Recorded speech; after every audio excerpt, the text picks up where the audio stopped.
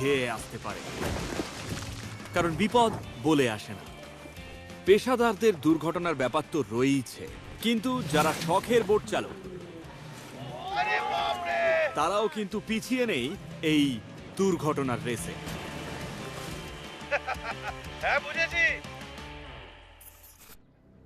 একটা আচমকা স্রোত পরীক্ষা নিতে পারে একজন পটু চালকের ব্যালেন্সের, কিন্তু শতাব্দী প্রাচীন জাহাজের পুরনো কাঠগুলো সত্যি কেঁপে উঠতে পারে। এই উল্টে যাচ্ছে, উল্টে যাচ্ছে, উল্টে যাচ্ছে। বিশেষ করে সেটা যদি একটা সেকেলে জলযান হয়।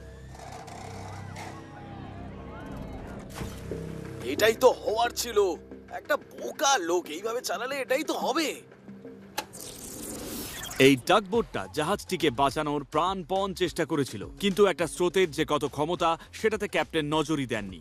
সেটা এই ভিডিওটা দেখলেই বোঝা যায়। শুধুমাত্র একটা স্রোতের জন্য একটা বোট কিভাবে বেকায়দায় ডুবে যেতে পারে।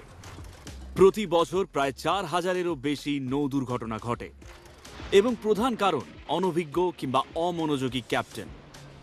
এই দুটো ঘটনাতেই প্রত্যেকেই প্রবল নদী প্রবাহ থেকে বেঁচে যায় শুধুমাত্র কপালের জোরে। জাহাজ ডুবির নাবিকদের কারণে প্রতি বছর $6,30,00,000 ক্ষতি হয়, এবং এরা সকলেই অপেশাদার। গত 4 বছরে প্রাণহানি বেড়েছে প্রায় 25%। যদি আপনি ভুল জায়গায় ভুল সময় থাকেন, কোনো বিপজ্জনক পরিস্থিতি হলে আপনার ক্ষতি হতে পারে, মৃত্যু হতে পারে, গুরুতর শারীরিক আঘাতও লাগতে পারে। এবং এইসব দুর্ঘটনার 80%-এর কারণ কি ছিল? অবশ্যই অ্যালকোহল। অ্যালকোহল, মাদক আমাদের বেসিক কাজ করার ক্ষমতাকে পরিবর্তন করে। আর এমন যদি হয় আপনি প্রায় $3,810 স্টিলের পেছনে আছেন আর ঘন্টায় প্রায় 32 থেকে 48 কিলোমিটার গতিতে চলেছেন, এটা অন্য মানুষের ক্ষেত্রে অনেক ক্ষয়ক্ষতির কারণ হতে পারে। শুধু চালকই নয়, জাহাজটাও মনে হচ্ছে টাল খেয়ে পড়ল। ওদিকে ক্যালিফোর্নিয়া নিউপোর্ট বিচে পাথরের ওপর ধ্বংসযজ্ঞের ডাবল শট চলছে।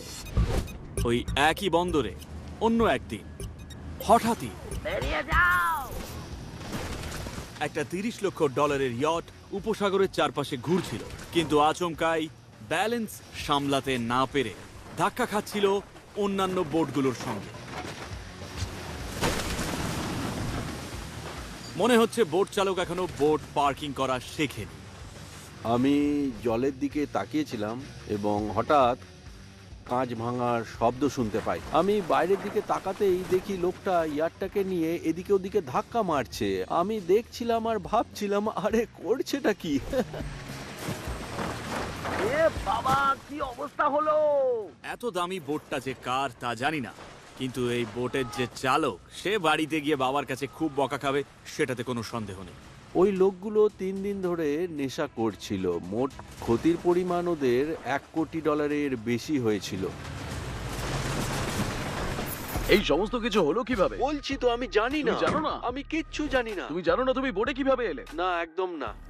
আমি আপনার কথা জানি না, কিন্তু আমার বোটের ক্যাপ্টেন নিশ্চয়ই জানবেন কিভাবে তারা এখানে এলো। নৌকায় থাকাকালীন তোমার কোনো সংঘর্ষের কথা মনে পড়ছে? না স্যার। তারা বলছে একজন ক্যাপ্টেন তার জাহাজ নিয়ে নেমেছিল, কিন্তু এখানে উল্টে ক্যাপ্টেন ক্রাঞ্চ বিশাল চুরি করে এবং ভাঙচুরের অভিযোগ করে শহরে ফেরত যায়। বোট চালানো কঠিন কাজ, কিন্তু নোঙর করা তার চেয়েও কঠিন।